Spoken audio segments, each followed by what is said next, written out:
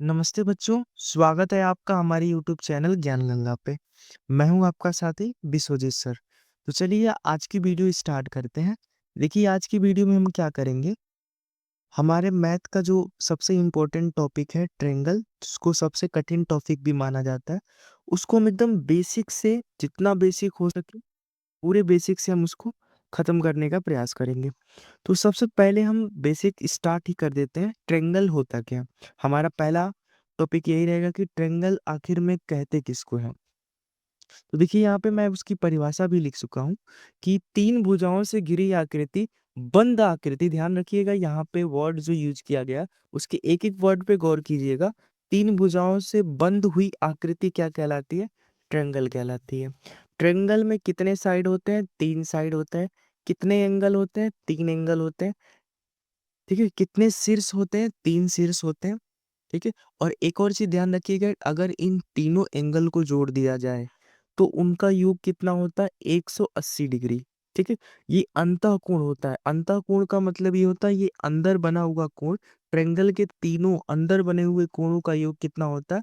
180 degree. लेकिन बाहरी कोण की बात कर लें तो वो 360 डिग्री होता है। ठीक है, ट्रायंगल के बाह्य कोण कितना होते हैं? 360 डिग्री होते हैं। ठीक है, फिर ट्रायंगल का परिमाप देख लेते हैं। परिमाप का मतलब क्या होता है? ये एक किनारा। ठीक है, तो ट्रायंगल के ये किनारे कितने होते हैं? पेरीमीटर कितना होता है? ये ए है, कोण ए के सामने ए है, कोण बी के सामने बी है, कोण सी के सामने सी है। तो इसका परिमाप कितना हो जाएगा? ए प्लस बी प्लस सी।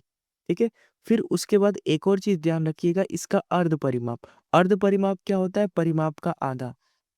तो हम परिमाप का आधा कर देंगे ए प्लस बी प्लस सी, इसका आधा कर देंगे तो यही हमारा क्या हो जाएगा? अर्ध परिमाप। तो ये ट्रायंगल की कुछ बेसिक रूल्स है, उसको ध्यान रखिएगा। फिर हम आगे बढ़ते हैं। तो आगे हम समझते हैं कि आखिर में ट्रायंगल कितने टाइप्स के होते हैं। तो ट्रायंगल के अगर टाइप्स पे गौर करेंगे ना, तो ट्रायंगल के टोटल 6 टाइप्स होते हैं। तीन टाइप्स हम किस आधार पे कह सकते हैं? तीन हम कह सकते हैं भुजा के आधार पे, और तीन हम कह सकते हैं कोण के आधार पे। भुजा के आधार पे कौन कौन होते हैं? समबाहु, समद्विबाहु और विषमबाहु। कोण के आधार पे होते हैं न्यून कोण, समकोण और अधिक कोण। ये कैसे क्या होते हैं एक एक को अच्छे से हम पढ़ेंगे, चिंता मत कीजिएगा। पहले हम स्टार्ट करते हैं। पहले भुजा के आधार पर पहला जो है अपना समबाहु त्रिभुज। तो पहले हम समबाहु त्रिभुज को ही गौर कर लेते हैं कि आखिर में ये समबाहु त्रिभुज होता क्या है। देखिए जितना भी हो सकता है समबाहु त्रिभुज के बारे में मैं यहाँ पे बताने का प्रयास करूंगा। पहले देख लीजिए कि समबाहु त्रिभुज होता क्या है। तो समबाहु त्रिभुज एक ऐसा त्रिभुज होता है जिसमें प्रत्येक भुजा एक दूसरे के बराबर हो। ठीक है, यानी अगर ए बी की लंबाई कर ले तो ओ बी ए है, बी सी की लंबाई ओ बी ए है, और ए सी की लंबाई ए बी ए है। यानी तीनों भुजाओं की लंबाई बराबर हो। अगर किसी त्रिभुज के तीनों भुजा की लंबाई बराबर हो और तो तीनों कोण भी बराबर होगा, और कोण का मान ध्यान रखिएगा कितना होता है? 60 डिग्री।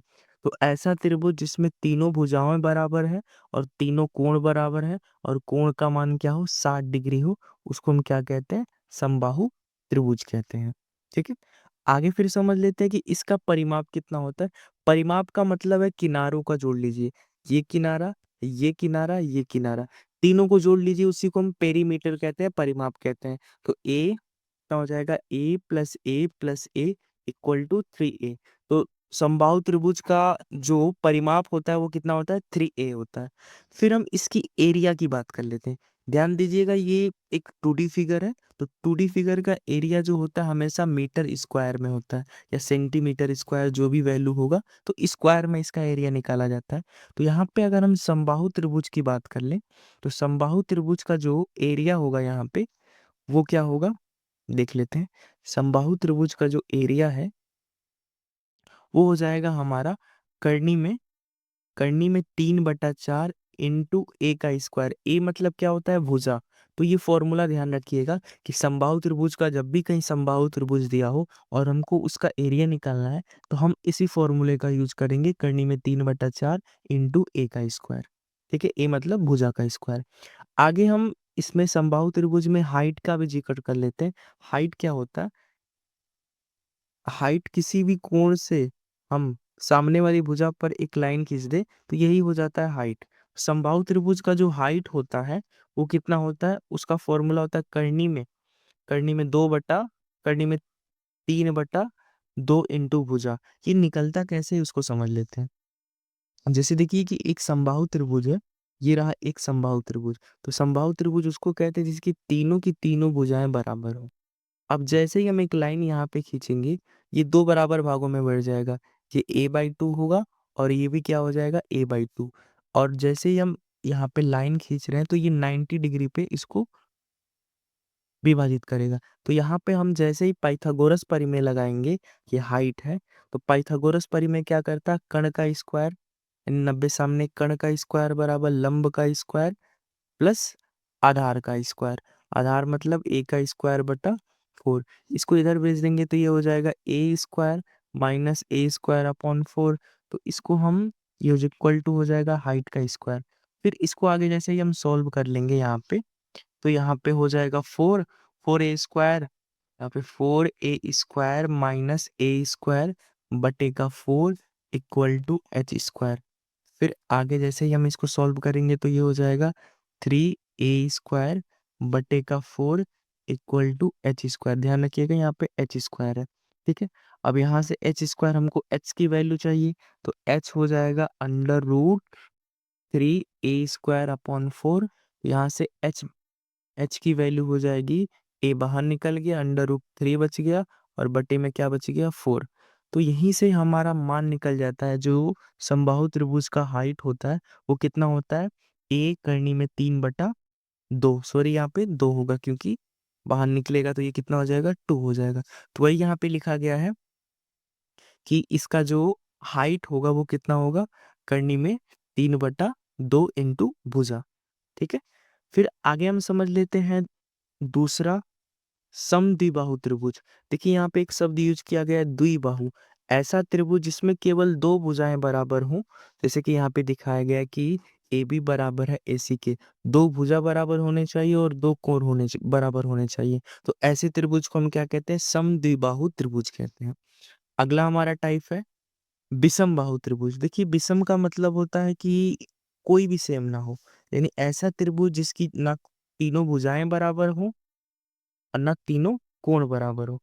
ये कोई और हो, ये कुछ और हो और ये कुछ और हो, तो ऐसे त्रिभुज को हम क्या कहते हैं, विषम बाहु त्रिभुज कहते हैं। फिर हम एंगल के आधार पे देख लेते हैं। एंगल के आधार पर पहला त्रिभुज कौन है, न्यून कोण त्रिभुज। न्यून कोण त्रिभुज का मतलब क्या होता है, एक ऐसा त्रिभुज जिसका प्रत्येक कोण, चाहे कोण ए हो, चाहे कोण ए हो, चाहे कोण बी हो, चाहे कोण सी हो, तीनों का तीनों क्या हो, 90 डिग्री से छोटा हो। यानी एक भी कोण 90 डिग्री के बराबर ना हो, ना 90 डिग्री से अधिक हो। तो ऐसे त्रिभुज को हम क्या कहते हैं, न्यून कोण त्रिभुज। देखिए यहाँ पे लिख लिख भी दिया गया है कि न्यून कोण त्रिभुज में प्रत्येक कोण जो है 0 से बड़ा होता है और 90 से छोटा होता है। यानी ऐसा त्रिभुज जो जिसमें प्रत्येक कोण 0 से बड़ा हो, 90 से छोटा हो, तो ऐसे त्रिभुज को हम कहते हैं न्यून कोण त्रिभुज। अगला टाइप देख लेते हैं। अगला है हमारा समकोण त्रिभुज। समकोण त्रिभुज का मतलब ये होता है कि एक ऐसा त्रिभुज जिसमें कोई एक कोण 90 डिग्री के बराबर हो, ठीक है। जैसे यहाँ पे कोण बी जो है वो 90 डिग्री के बराबर है। समकोण त्रिभुज के बारे में कुछ और भी चीजें ध्यान रखिएगा कि समकोण त्रिभुज में 90 डिग्री के सामने वाला हमेशा क्या होता है, कर्ण होता है। और 90 डिग्री के साथ जो ऊंचाई लगा है वो हमेशा क्या होता है, लंब होता है। और 90 डिग्री के पीछे जो होता है वो आधार होता है, base, perpendicular, height and base, ठीक है। यहाँ से एक फॉर्मूला भी होता है, पाइथागोरस फॉर्मूला। क्या होता है, कर्ण का स्क्वायर बराबर लंब का स्क्वायर प्लस आधार का स्क्वायर, जिसको हम कह सकते हैं हाइट का स्क्वायर इक्वल टू परपेंडिकुलर का स्क्वायर प्लस बेस का स्क्वायर, ठीक है। और ध्यान रखिएगा समकोण त्रिभुज में कोई एक कोण क्या होगा, 90 डिग्री के बराबर होगा। अगला हम त्रिभुज देख लेते हैं। अगला हम त्रिभुज यहाँ पे ध्यान देंगे तो ये है अपना अधिक कोण त्रिभुज। अधिक कोण त्रिभुज किसे कहते हैं, ऐसा त्रिभुज जिसमें कोई एक कोण 90 डिग्री से बड़ा हो। ध्यान रखिएगा क्या होना चाहिए, अधिक कोण में कोई भी एक कोण 90 डिग्री से बड़ा होना चाहिए। तो ऐसे त्रिभुज को हम अधिक कोण त्रिभुज कहते हैं। जैसे यहाँ पे कोण बी का मान 90 डिग्री से बड़ा है, इसीलिए ये जो ट्रेंगल है एक अधिक कोण ट्रेंगल कहलाएगा। ठीक है, तो यहाँ पर हमने अब तक क्या देख लिया कि ट्रेंगल होता क्या है और ट्रेंगल के कितने टाइप्स होते हैं, और कुछ टाइप्स में हमने कुछ बेसिक नॉलेज भी ले ली। तो वीडियो को बस यहीं तक रहने देते हैं, मिलते हैं हम लोग अगले वीडियो में। तब तक के लिए धन्यवाद। पढ़ते रहिए, मस्त रहिए।